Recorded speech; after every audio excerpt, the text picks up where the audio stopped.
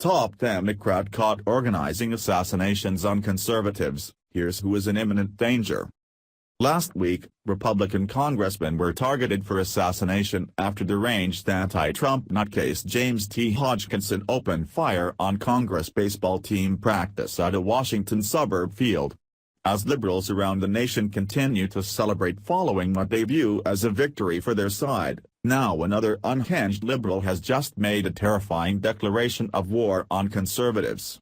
But who is behind this latest call for bloodshed is absolutely shocking, because it's a prominent member of the Democratic Party. We've learned in recent days that Hodgkinson wasn't just a random liberal, but noteworthy member of the Democratic Party, having worked as a campaigner for socialist Bernie Sanders.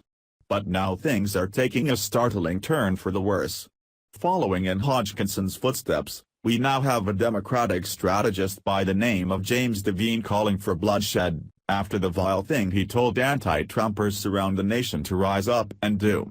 Immediately after learning that Congressman Steve Scalise was clinging to life at a local hospital after being nearly assassinated, Devine gave this chilling directive for liberals to hunt Republicans across the country. "We are in a war with selfish, foolish and narcissistic rich people," wrote James Devine on Twitter. Why is it a shock when things turn violent? His vile remarks soon caught the attention of the media, but Devine wasn't backing down. He told WKXW-FM Thursday that he wasn't apologizing for his literal war on Republicans, while calling anyone who didn't agree with his terroristic orders offended snowflakes. "It is insensitive, and I don't care. You want me to be politically correct? I don't have time for that anymore," James Devine told WKXW-FM Thursday. "I'm not apologizing if it offended snowflake Republicans." The Democratic strategist responded that the attack was the right's fault, and that the chickens just came home to roost. It speaks for itself. Yesterday's events are the result of escalating rhetoric and vitriol that has been evident in our political system, culminating with the election of our president, and the chickens came home to roost, you know. He went on to say, "I am sorry if my #hunt Republican congressman #hurt the feelings of any GOP snowflakes, but you have not engaged in civil discourse," Devine said on Twitter following the backlash. What's even more bizarre is that Devine then tried to evoke the Second Amendment as justification for the assassination attempt on GOP congressmen, saying that James T. Hodgkinson was simply exercising his right to bear arms. The Blaze reported.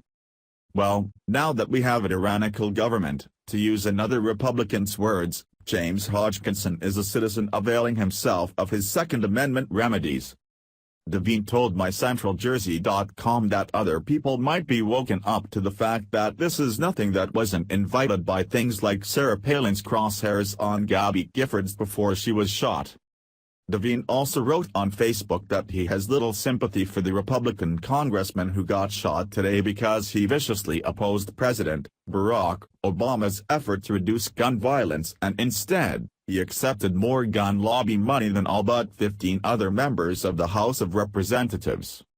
A spokesman for New Jersey Democratic State Committee Chairman John Curry told MyCentralJersey.com the organization is in no way associated with Mr. Devine's hashtag, and we reject incitements to violence and deplore such sensationalism.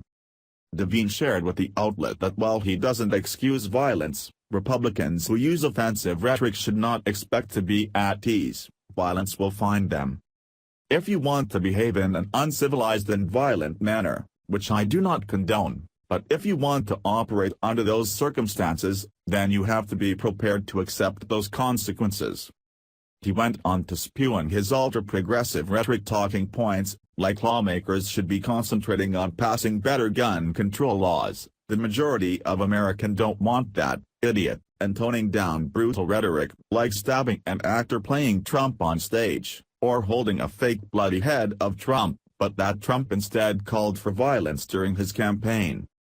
He offered to pay the legal fees of people who assaulted his political critics.